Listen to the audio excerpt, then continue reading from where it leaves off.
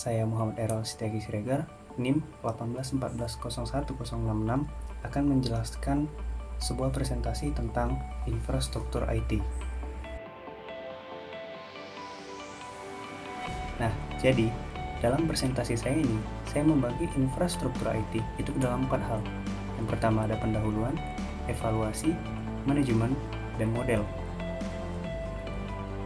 Yang pertama kita masuk ke pendahuluan.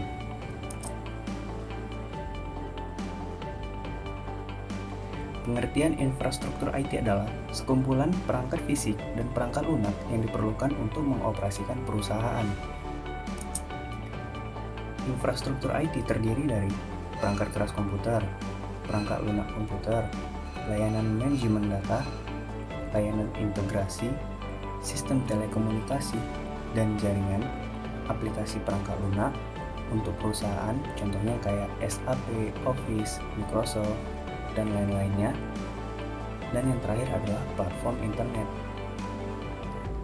Nah, apa sih hubungan antara informasi, teknologi, bisnis, dan infrastruktur IT? Jadi, informasi teknologi terbaru itu memiliki dampak yang besar terhadap bisnis dan perusahaan, di mana dapat meningkatkan layanan terhadap konsumen.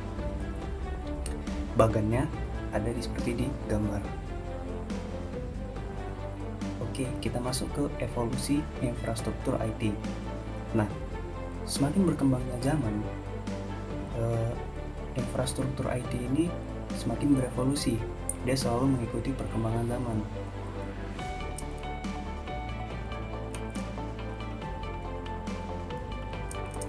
Yang pertama, itu pada tahun 1959 dimulai dengan mainframe atau main komputer. Nah, pada tahun 1958 dikenalkan oleh IBM pertama kali sebuah mainframe atau main komputer. Lalu pada tahun 1965, mini komputer DIC yang lebih murah itu dirilis.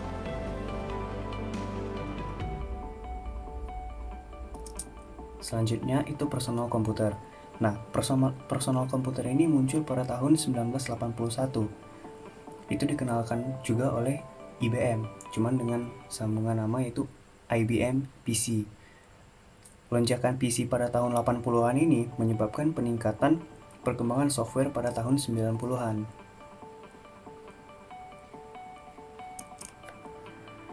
Yang selanjutnya ada client atau server pada tahun 1983.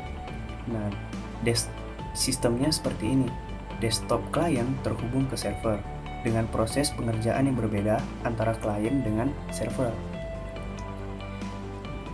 Cara kerjanya juga cara kerja jaringannya juga berbeda. Jaringan ini bisa memiliki tingkatan 2 tier atau bahkan lebih, multi tier. Nah, di dalamnya terdapat berbagai jenis server, jaringan, aplikasi, ataupun web.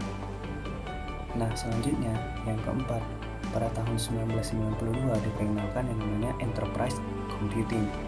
Enterprise Computing ini menunjukkan bahwa infrastruktur IT menuju ke jaringan yang terintegrasi dan berbeda dari yang sebelum-sebelumnya.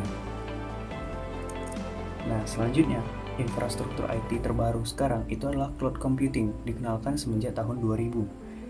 Jadi, cloud computing ini segala proses atau software, aplikasi itu melalui internet atau jaringan lainnya, merupakan bentuk pertumbuhan tercepat dari komputasi.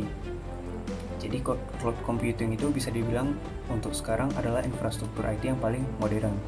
Nah, itu adalah evolusi infrastruktur IT dari tahun ke tahun. Jadi, evolusi infrastruktur IT itu ada penggeraknya atau ada faktor-faktornya.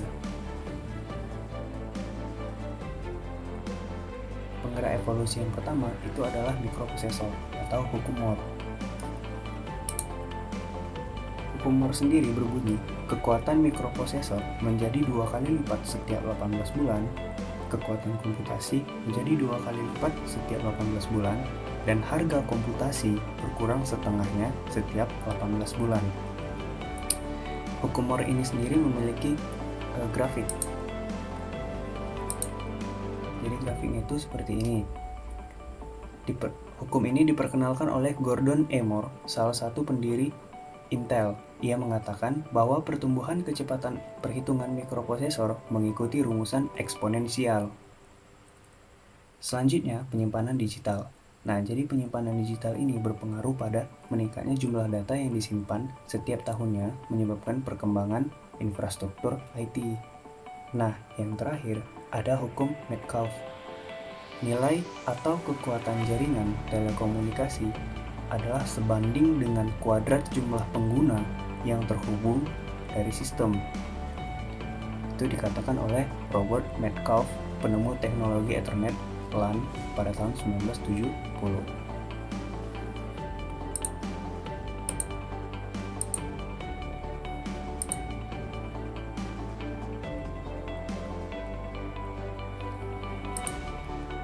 Selanjutnya kita masuk ke bagian manajemen. Siapa yang mengatur infrastruktur IT? Yang mengatur bagian infrastruktur IT dalam sebuah perusahaan adalah Departemen IT yang memiliki divisinya masing-masing. Terus, bagaimana seharusnya Departemen IT diorganisir? Organisir dalam Departemen IT itu terbagi dua. Yang pertama, centralized, dan yang kedua itu decentralized. Untuk centralized sendiri, itu pengertiannya adalah bagian pusat bidang IT memberi keputusan tentang infrastruktur IT. Nah, jadi keputusan itu ada di tangan pusat. Sedangkan untuk decentralized itu artinya adalah Departemen IT membuat keputusan sendiri tanpa menunggu keputusan pusat.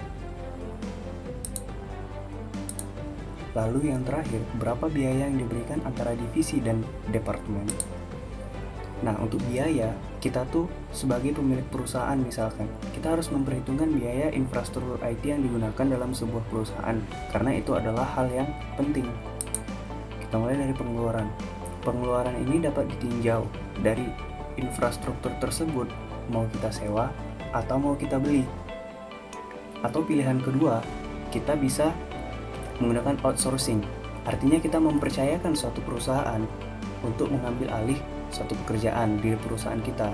Nah, jadi misalkan kita membutuhkan untuk jaringan ini kita percayakan kepada perusahaan A gitu. Itu adalah outsourcing. Nah, yang terakhir ini adalah contoh model bagaimana kita mau menentukan sebuah infrastruktur IT. Yang pertama kita lihat permintaan pasar untuk layanan perusahaan. Jadi apa yang diminta pasar, itulah yang kita lakukan untuk di perusahaan kita sebagai sebuah layanan. Yang kedua itu ada strategi bisnis perusahaan. Yang ketiga ada strategi IT perusahaan. Yang keempat, evaluasi IT.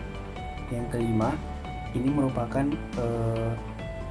model yang kita tinjau dari eksternal, adalah layanan perusahaan saingan.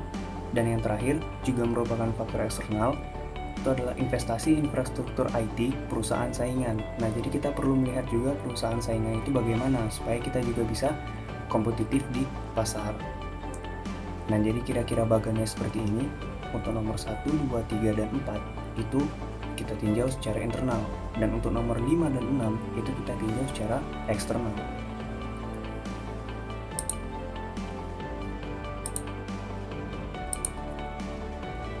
Baiklah, mungkin itu saja presentasi saya tentang infrastruktur IT.